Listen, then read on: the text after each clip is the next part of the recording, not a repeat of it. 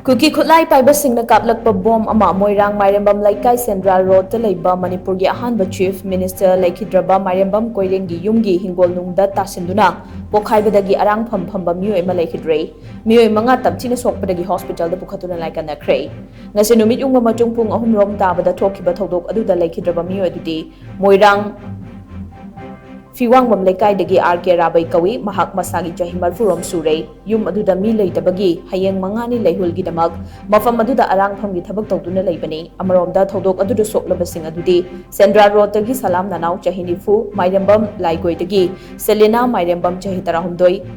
Mairembam Laigoi dagi Razen Mairembam Atopaming Bobo Moirang Oksong Bung Leikai dagi Konjengbam Jugendro Chahi Yankai Gani Thoi Madi Moirang Oksong Bung Leikai dagi Ngangom Ibobi Chahi Humpuga Mangani Hairi Asok pasing adu Moirang Primary Health Center te bukhatuna laikanari thogdok thokpam maduda leiba Mairembam Koireng Memorial Trust ki office mamangda khinba hanage Chief Minister Mairembam Koireng gi mitam yauna mafam madugi pochai khe amanga ta thokhi mafam maduda KFNPD Minister El Susindro Moirang SG MLA Thongam Santi Mari Police ki mokok thongba officer kya yauna Maruaiba Meeoi kyana hakthengna chatuni yengsin khrei thogdok aduga mari leinana KFNPD Minister El Susindro na hai Kuki Khutlai Paiba Singna chatharak liba attack asida foreign aggression yaure haibasi mayek senglei adumoinamag National TV da matam kharagi mamangda khaktamak phongdorakpana India na alert oirapani mamangai da leiramba Kuki singdagi nongna lo kaina samchilakliba Kuki singna masing hangalakpana lamdam asida khundaminariba phurup sing nungsibagi wakhalon adu makhoidi yaude Kuki Khutlai Paiba Singna chatharakliba thawong asi lengak na tangdu leitaba hanjilakna ba khotnariba khongthang sing asi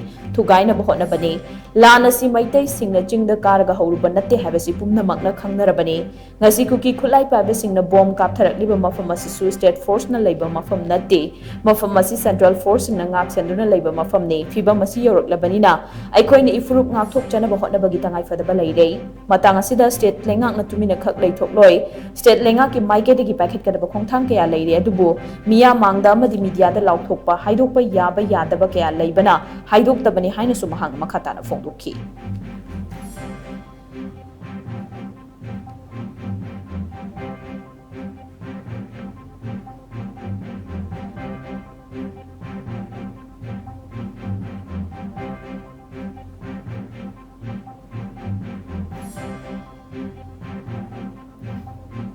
Old cookie have a new cookie have a makalani lay. The old cookie say dominate over a new cookie na. Aduna moist the pokona tamina, sigilam gimina tamina, moi kaisumi nung shiba kangway, a koi jati nung shiba kangway, hanigi lamina pangamu the koi karaji, minung ship home be whereas old cookies in Amazon new cookies in ga, moi give the way amato where the Sumba unguided missile have tare, Masi, Sima Honda Tagadam Nigaina. Guide to missile nato size adu missile ni size aduga moinas minus toina tawbosina marmagana sai pungmari makhai dege koi sumba incident tu uribini adu hujik se akhoi yam matam sangna haibutare yam peaceful oina akhoi se labani adu moi handa koi sarkar sina koi peace pambagi damakta koi sarkar sina chu akhoi peace leina bana chatharakpa process ma manungda pamdabudigi moi peace pamdaba kangu sin heta horpa haitare se akhoi gi Manipur da leiriba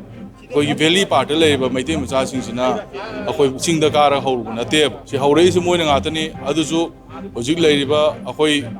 yam kana haiba yadaba yaba haiba mayam leigani aduna hojik leiriba jaga se sigi missile kapa iba jaga se masi taseng na hai kandadi akoi gi Manipur force na sangraba adugumba Indian force na sangal leiba jaga amane moina occupy to leiba jaga ne aduna masi akoi Yamna Laibak Tivini, a Hoi Huzika, a Hoi Tumin at the Toy, a Hoi Kayumakara Torunga, Wakandati, a Hoi Huzupole, Adana Hoi, a Honamin of Batamni, a Hoi Jati, a Honakan Batamni, a Topanakan Bagasu Yarway. Hazik lady was sing Yatam Yada lady, but Ron Korika lady, Mapam never. Sidanga Chibo, Jessica Leva, a quick minister, Ohum Mangata, Karina will like be ribbon over Sita. Monangasi, Hingi was so Karika will like be no Sirita. Mani miang wang na balai biri bra na teraga cooking ang na balai biri bra have to young ningeba mamang to kaya kai garabane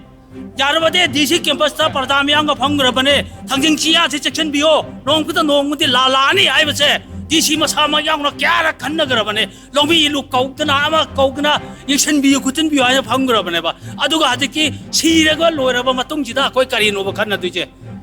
anazu lejem Muhammad si Manipur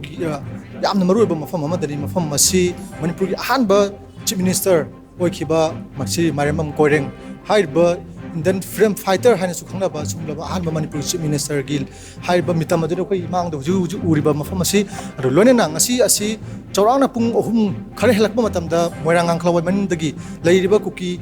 khun singdagi haiba tare mafam asi dagi local missile bomb sing kapa akanda aigi mangda leiriba si only 2-3 meters mungki mafam asi dai sida tabani haiba taba matam sida sidagi paithorakpa sprinkler yot machena mafam asi dai sida thabak sur leiriba aram pham mama koi yot haiba yot masituna pan badagi Leikhidre mafam spot that ne aro loinena yimbu asigi haiba kore memorial ter sida koi laibi imung asigi Meeoi amasu haiba sprinkle aduna pan badagi soktuna hojik hospital da pukhatkhre loinena sugumba koi gi mafam periphery sunataba yamna arapa periphery da yamna labna lei mafam da leijaba micham praja sing da nghalatana koi gi Kuki terrorist ki thong haiba tari ku act of terrorism gi sugumba thorum asina maram kan da micham praja kya koi life and security mapung phana sarkarna safeguard ngamdabagi mami du taba ure loinena hoji pale blengang na di lemna tharo haiba wahai asi tatana sisinai aduga hoji praja sing na pamli bana makhoi bu 7 side secret oina pi badu pami haiba ani sigi marakta hoji khoina uriba mafam asida sida thaktorpa yot masina panduna leiba si hoji forensic science kangu lakpa ngairi loina praja singna hanglakni badi haiba makhoi gi life and properties safe and good sound na ngak tuna thambasi karma matam thangadage loina sugumba act of terrorism gi thongasi karma matam lefen gadage haiba wangasini adu bokoi ngai mina batari karam action haiba koktukta chathar kram matung da ngasi chathar leiba sugumba act of terrorism gi thongasi karma matam da kanana lefen gadage haiba du mayam puri yemina batari ngasi dama pawdajari ba Bishnupur correspondent James Kalonena Naresagol Sam TOMTV Moirang